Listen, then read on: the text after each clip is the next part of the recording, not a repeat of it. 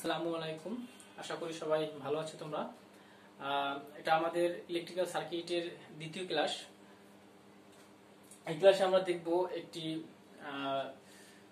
AC সার্কিটে কি কি ধরনের কম্পোনেন্ট থাকে এবং সেই কম্পোনেন্টগুলো কিভাবে কারেন্ট এবং ভোল্টেজের মধ্যে সম্পর্ক তৈরি করে, তারপরে এদের vector diagram, circuit diagram, wave diagram, এই বিষয়গুলো নিয়ে বেসিক ক্লাস থাকবে এটাও। তো আজকের ক্লাসটি গেল ক্লাসের থেকেও বেশি গুরুত্বপূর্ণ এবং এই জায়গাটা যদি আমি না জানি তাহলে আমি কোনোভাবেই ইলেকট্রিক্যাল সম্পর্কে পূর্ণাঙ্গ জ্ঞান অর্জন করতে পারবো না। তো আমরা জানি যে একটি এসি সার্কিটে তিনটা কম্পোনেন্ট থাকে। রেগুলার কম্পোনেন্ট হচ্ছে তিনটি, একটা হচ্ছে রেজিস্ট্যান্স, ইন্ডাক্ট্যান্স, আর একটা হচ্ছে ক্যাপাসিট্যান্স, তাই না? রেজিস্টর, ইন্ডাক্টর, ক্যাপাসিটর, ঠিক আছে। এখানে এই রেজিস্টর কি করে? কারেন্ট প্রবাহকে সরাসরি বাধা প্রদান করে, যেটা আমি আগের লেকচারে কিভাবে বাধা প্রদান করে ইলেকট্রনগুলো সেই বিষয়ে আমি আগের লেকচারে আমি বলেছি, সেখান থেকে তোমরা দেখে নিবে। আমি তারপরের থেকে শুরু করছি, কন্টেন্টটা আমি তারপরের থেকে শুরু করছি। তো যেহেতু কারেন্ট প্রবাহকে সরাসরি বাধা প্রদান করে, সেহেতু এটি কারেন্ট এবং ভোল্টেজের মধ্যে কোনো কৌণিক পার্থক্য সৃষ্টি করে না, অর্থাৎ এদের মধ্যে কৌণিক অ্যাঙ্গেল জিরো থাকে। সেহেতু যদি আমি ভোল্টেজকে রেফারেন্স অক্সিসে রাখি, অর্থাৎ জিরো বিন্দুতে আমি সবসময় ভোল্টেজকে রাখি, রেফারেন্স অক্সিস মানে হচ্ছে যার কৌণিক অ্যাঙ্গেল জিরো, যার কৌণিক অ্যাঙ্গেল শূন্য। তাহলে আমি যদি ভোল্টেজকে এখানে যদি ভোল্টেজ কোণ জিরো থাকে, সবসময় এরকমটাই থাকে, আরএমএস ভ্যালুতে ভোল্টেজ কোণ জিরো যদি থাকে তাহলে আমার ভোল্টেজের মানটা হবে এটা। এখন রেজিস্ট্যান্সের ফলে যে কারেন্ট প্রবাহ হয়, সেই কারেন্ট প্রবাহ ভোল্টেজের সাথে ইন ফেজ অবস্থায় থাকে। ইন ফেজ কথাটার মানে কি? ইন ফেজ হচ্ছে যে কোনো কৌণিক ব্যবধান থাকবে না। তাহলে কারেন্টের ভোল্টেজের কৌণিক ব্যবধান যদি জিরো হয়, তাহলে ভোল্টেজ যদি এই রেফারেন্স অক্সিসে থাকে, তাহলে কারেন্টও থাকবে এই একই অক্সিসে থাকবে, তাই না? একই অক্ষ বরাবর থাকবে। কিভাবে থাকবে? কারণ ওদের মধ্যে কোনো কৌণিক ব্যবধান নাই, অর্থাৎ জিরো। যদি ভোল্টেজের জিরো অক্সিস এটা হয়, তাহলে কারেন্টের জিরো অক্সিস এটা হবে। এখন ভোল্টেজের মান অনুসারে এই পয়েন্ট থেকে ওর ওই অক্সিসের দৈর্ঘ্য তত বড় হবে এবং কারেন্টের মান অনুসারে এই পয়েন্ট থেকে অক্সিসের মানটা তত বড় হবে। এখন আমরা জানি ভোল্টেজের থেকে কারেন্টের মান অবশ্যই ছোট হয়, কারেন্টের মানটা খুবই সামান্য হয়, তাই না?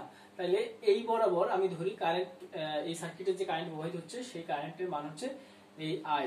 তার মানে এখানে দেখা গেল যে কারেন্ট থেকে ভোল্টেজ একই অক্ষে আছে, কিন্তু তাদের মানের তারতম্যের কারণে, সাপোজ এখানে যদি 220 ভোল্ট প্রবাহিত হয় এবং এখানে যদি তোমার 110 ওহম হয়, তাহলে আমার কারেন্ট হবে 2 এম্পিয়ার। তার মানে এইটুকুর মান 2 এম্পিয়ার, যদিও কারেন্টের মান সেক্ষেত্রে আরো কম হওয়ার কথা। যাই হোক, এইটুকুর মান হচ্ছে আমার কারেন্টের মান। তাহলে বিষয়টা হচ্ছে এই মানগুলো যত বড় হবে, তাহলে ভোল্টেজের মান আমরা জানি সবসময় অনেক বেশি থাকে, তাই না? তাহলে ভোল্টেজের মান যদি বেশি থাকে তাহলে ভোল্টেজের রেখাটা অনেক বড় হবে, কারেন্টের মানটা কম থাকে, তাই জন্য কারেন্টের মানটা অনেক ছোট হবে। এখন বিষয় হচ্ছে আমার এটা মাথায় রাখতে হবে যে রেজিস্টিভ সার্কিটে বা রেজিস্টিভ লোডে কারেন্ট এবং ভোল্টেজ ইন ফেজ অবস্থায় থাকে, ঠিক আছে।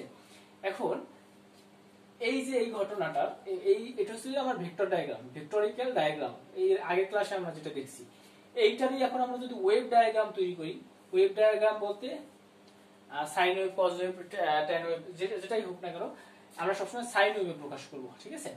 তো যদি সাইন ওয়েভ প্রকাশ করি, আমরা জানি সাইন ওয়েভের মানটা জিরো বিন্দু থেকে পজিটিভ সর্বোচ্চ আবার নেগেটিভ সর্বোচ্চ, এভাবে সাইন ওয়েভ হয়, তাই না? এখন এটাকে ধরলাম আমি ভোল্টেজ অক্সিস, ভোল্টেজের ওয়েভ। যদি এটা আমার ভোল্টেজ হয় V M sine theta sine omega T, আচ্ছা, এটা যদি আমার V M sine omega T হয়, তাহলে এর থেকে কারেন্টটা কত হবে? এর থেকে কারেন্ট হবে অনেক কম, কিন্তু এদের কৌণিক ব্যবধান জিরো, অর্থাৎ এর ভোল্টেজের জিরো বিন্দু যেখানে শুরু হয়েছে, কারেন্টেরও জিরো বিন্দু ঠিক একই জায়গায় শুরু হবে, কিন্তু মানটা হবে কম। মান বলতে অ্যামপ্লিটিউড। এটা কি ভিএমটা কি? ভিএম হচ্ছে অ্যামপ্লিটিউড বা সর্বোচ্চ মান, ঠিক আছে। আর এই ভোল্টেজের সর্বোচ্চ মান হচ্ছে কোথায়? এই এই এই জায়গাটায়, ঠিক আছে। তাহলে কারেন্টের অ্যামপ্লিটিউডটা কোথায়? অনেক নিচে, অনেক পিছনে। তার মানে, এবং এটা শুরু হয়েছে কোথা থেকে? একই বিন্দু থেকে শুরু হয়েছে এবং একই জায়গায় সর্বোচ্চ বিন্দু হয়েছে, অর্থাৎ সর্বোচ্চ বিন্দু এই 90 ডিগ্রিতে এবং সর্বনিম্ন বিন্দু আবার এই জিরোতে 180 ডিগ্রিতে, এখানে এসে জিরো। এরপর আবার নেগেটিভ সার্কিটের এই জায়গাটায় সর্বোচ্চ মানে মাইনাস ভিএম হয়েছে এবং এই জায়গাটায় সেটা মাইনাস ভিএম হয়েছে 270 ডিগ্রিতে। 270 ডিগ্রি, অর্থাৎ এই থেকে এই পর্যন্ত কৌণিক মান হচ্ছে যে 90 ডিগ্রি, অর্থাৎ 90 ডিগ্রি চারটা অংশে বিভক্ত। আবার একটা সময় 0 মান হয়ে গেছে। তাহলে আমি কারেন্টের ক্ষেত্রে কি লিখবো? কারেন্টের মান যেহেতু ছোট, এই আমার সর্বোচ্চ কারেন্টের মান, আবার এখান থেকে 0 মানে চলে গেল, এটা পজিটিভ সাইকেল শেষ। এবার আবার নেগেটিভ সাইকেল, এই সর্বোচ্চ মানে আসলো, আবার এখান থেকে সর্বনিম্ন মানে চলে গেল।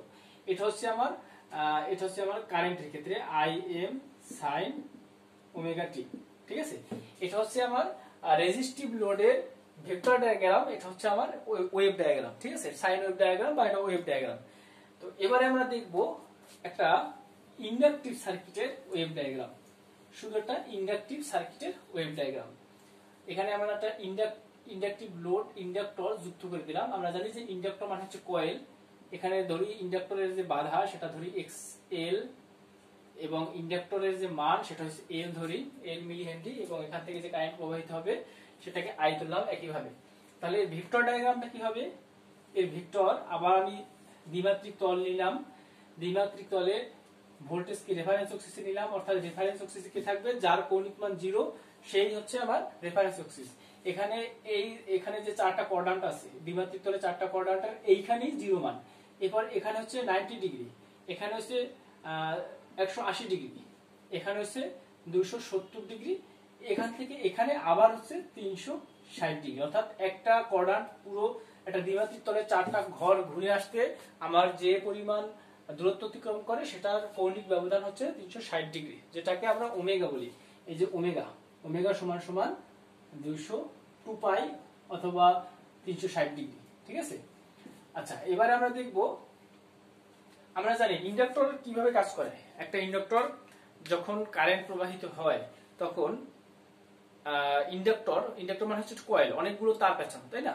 যখন কারেন্ট কোনো কয়েলের ভিতর দিয়ে কারেন্ট প্রবাহিত হয় তখন ওই কয়েলের চারপাশে একটা ম্যাগনেটিক ফিল্ড সৃষ্টি করে। আমরা জানি যে কোনো কয়েলে কারেন্ট প্রবাহিত হলে সেখানে একটা ইলেকট্রোম্যাগনেট তৈরি হয়, তাই না? ইলেকট্রোম্যাগনেট বলতে কি বোঝায়? ইলেকট্রোম্যাগনেট হচ্ছে আমার যেটা কারেন্ট প্রবাহের ফলে তার বৈশিষ্ট্য চৌম্বকের ন্যায় হয়ে যায়। যখন কারেন্ট প্রবাহিত হয় তখন ওই কয়েলগুলো ইলেকট্রোম্যাগনেট প্রবাহিত হয়। আর আমরা জানি একটা ম্যাগনেটের বৈশিষ্ট্য কি? একটা ম্যাগনেট মানে হচ্ছে তার দুটো পোল সৃষ্টি হবে, নর্থ পোল, সাউথ পোল, এবং নর্থ পোল থেকে সবসময় একটা অদৃশ্য শক্তি সাউথ পোলের দিকে সবসময় ধাবিত হবে, এবং যেটাকে বলে ম্যাগনেটিক ফ্লাক্স। এবং এটা আমরা ফিজিক্স কেমিস্ট্রি বই, ফিজিক্সে পড়ছি চৌম্বক বলরেখা। চৌম্বক বলরেখা ইলেকট্রিক্যাল ভাষায় হচ্ছে ম্যাগনেটিক ফ্লাক্স। এখন যখনই এই ম্যাগনেটিক ফ্লাক্স সৃষ্টি করে তো তখন সেই ফ্লাক্সটা কি করে? সেই ফ্লাক্সটা ওই যে কারেন্ট প্রবাহিত হচ্ছে সেই কারেন্ট প্রবাহকে, দেখো এখান থেকে যদি পরিবাহীটা, এটা ধরি আমি একটা পরিবাহী, হ্যাঁ, এখান থেকে এদিকে কারেন্ট প্রবাহিত হচ্ছে, যখন এখানে কারেন্ট প্রবাহিত হয় তখন প্রতিটা অংশে এরকম একটা ম্যাগনেটিক ফিল্ড সৃষ্টি হয় না? প্রত্যেকটা অংশে এরকম একটা ম্যাগনেটিক ফিল্ড সৃষ্টি হয়, তাই না? এটা বিভিন্নভাবে ম্যাগনেটিক ফিল্ড সৃষ্টি হচ্ছে। এখন এই ম্যাগনেটিক ফিল্ডটা কি করে? দেখো এই ম্যাগনেটিক ফিল্ডকে সরাসরি এইভাবে কারেন্ট প্রবাহকে বাধা প্রদান করে। এই যে এই কারেন্ট প্রবাহিত হচ্ছে এদিকে, এখান থেকে বাধা প্রদান করতেছে, অর্থাৎ ম্যাগনেটিক ফিল্ডটা তোমার একটা কৌণিক অ্যাঙ্গেল থেকে কারেন্ট প্রবাহকে বাধা প্রদান করতেছে। সেই কৌণিক অ্যাঙ্গেলটা কত? বিশুদ্ধ ইন্ডাক্টরের ক্ষেত্রে সেই কৌণিক অ্যাঙ্গেলটা হচ্ছে 90 ডিগ্রি। এই যে এখানে যে কৌণিক অ্যাঙ্গেলটা সৃষ্টি হয়েছে সেটা হচ্ছে 90 ডিগ্রি। অর্থাৎ একটা বিশুদ্ধ ইন্ডাক্টর কারেন্ট প্রবাহকে 90 ডিগ্রি অ্যাঙ্গেলে বাধা প্রদান করে। কার থেকে? ভোল্টেজ থেকে। হ্যাঁ, কার থেকে? ভোল্টেজ থেকে 90 ডিগ্রি অ্যাঙ্গেলে সে বাধা প্রদান করে। এই জন্য এই বাধা প্রদান করার জন্য যে কৌণিক দূরত্বটা সৃষ্টি হয় সেই জন্য কারেন্ট ভোল্টেজ থেকে পিছনে পড়ে যায়। এই বাধা প্রদান করার ফলে কারেন্ট ভোল্টেজ থেকে অনেক পিছনে পড়ে যায়, কারণ ভোল্টেজ যে প্রবাহিত হচ্ছে আর কারেন্টও যখন প্রবাহিত হচ্ছে তখন কারেন্টকে এই ম্যাগনেটিক ফ্লাক্স বা চৌম্বক বলরেখা এভাবে বাধা প্রদান করে, তাকে টেনে রাখে। তাই মানে বাধা প্রদান করার ফলে সে আর সামনের দিকে অগ্রসর হতে পারে না, তখন তোমার কারেন্টের থেকে ভোল্টেজ পিছনে পড়ে যায়। সেইটা বিশুদ্ধ ইন্ডাক্টরের ক্ষেত্রে কত? 90 ডিগ্রি। তাহলে আমার যদি ভোল্টেজ এই বরাবর হয়, যদি আমার ভোল্টেজটা এই বরাবর হয় তাহলে আমার কারেন্টটা কোন বরাবর হবে? কারেন্ট হবে আমার ঠিক এই বরাবরে। কারেন্ট হবে আমার ঠিক, আচ্ছা এখানে কারেন্ট হবে এইখান থেকে এই বরাবরে। এখানে হচ্ছে 90 ডিগ্রি দেয়াই আছে, এবং এইখানে যে কোণটা আছে সেটা হচ্ছে 90 ডিগ্রি, এবং এইখানে যে কারেন্টটা থাকবে সেটা হচ্ছে আমার আই কারেন্ট। বোঝা গেছে? এরপরে আরেকটা সূত্র আছে, ভোল্টেজ ক্যাপাসিটর ভোল্টেজের আগে আগে আর ভোল্টেজ থেকে পরে। আচ্ছা দাঁড়া আমি একটু দেখে নিচ্ছি।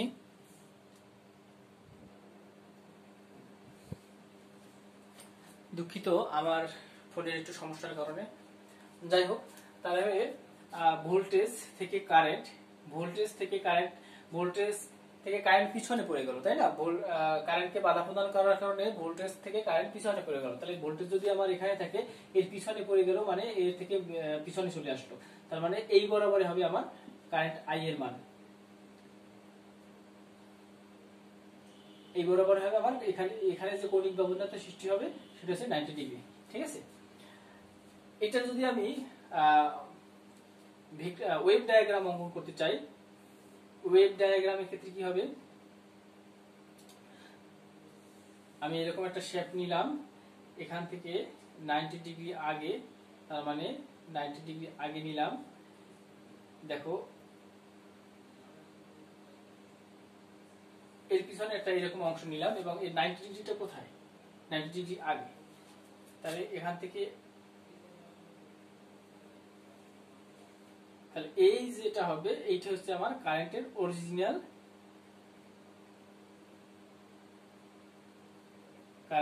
Original diagram. ঠিক আছে, অর্থাৎ আমি শুরু করতে পারি, এটুকু সব মুছে দিতে পারি।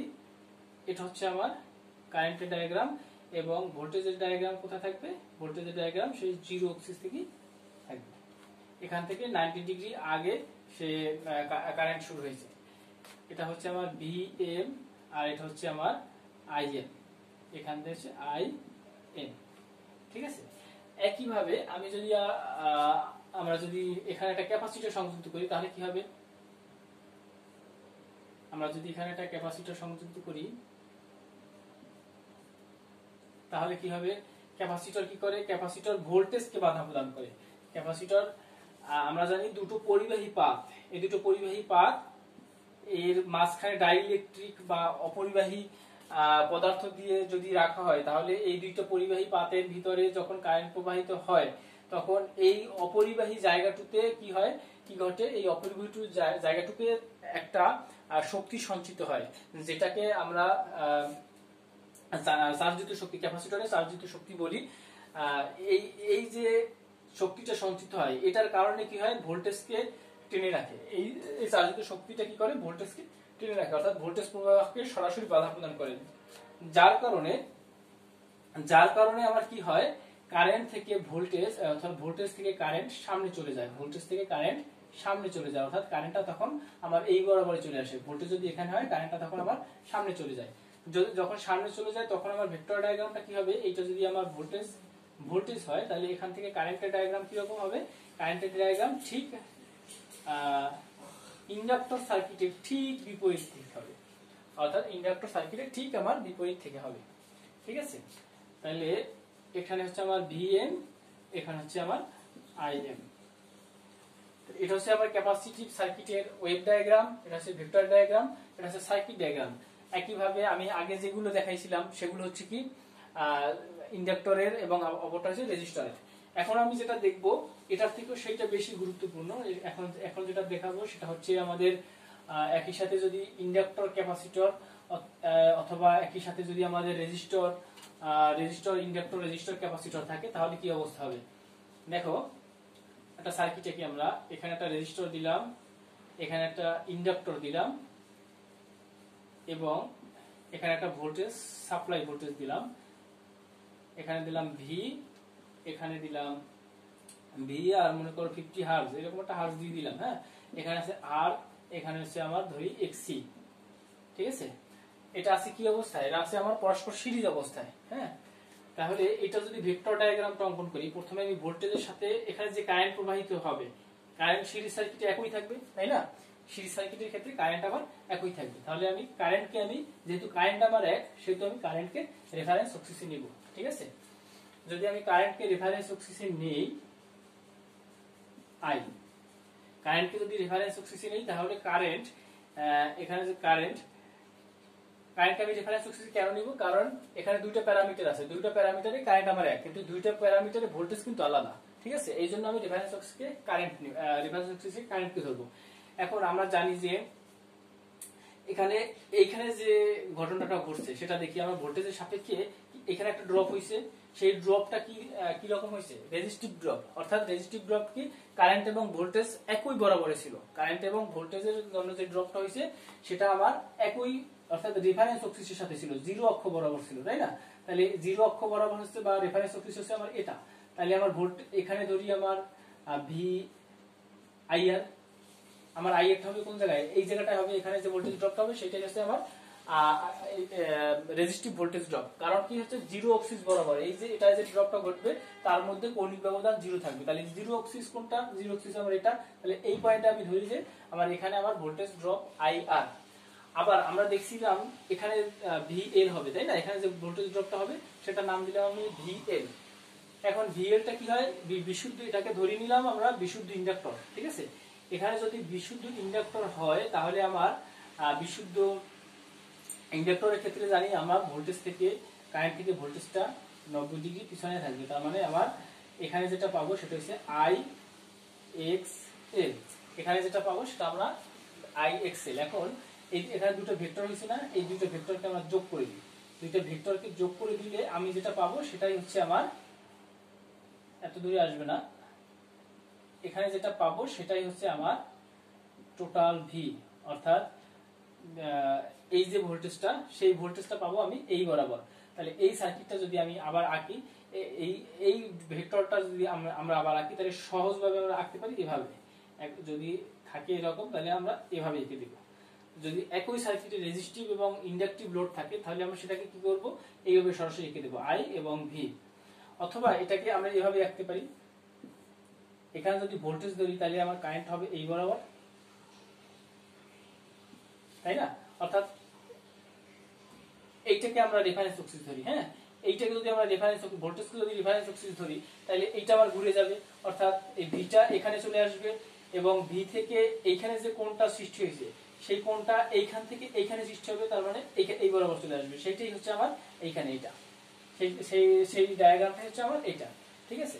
এখন এখানে যে একটা কৌণিক ব্যবধান সৃষ্টি হয়েছে, এখানে যে কৌণিক মানটা সৃষ্টি হয়েছে সেইটা যদি আমি ওয়েভ ডায়াগ্রামে তুলে ধরি তাহলে যেটা পাবো সেটা হচ্ছে আমার ওয়েভ ডায়াগ্রাম।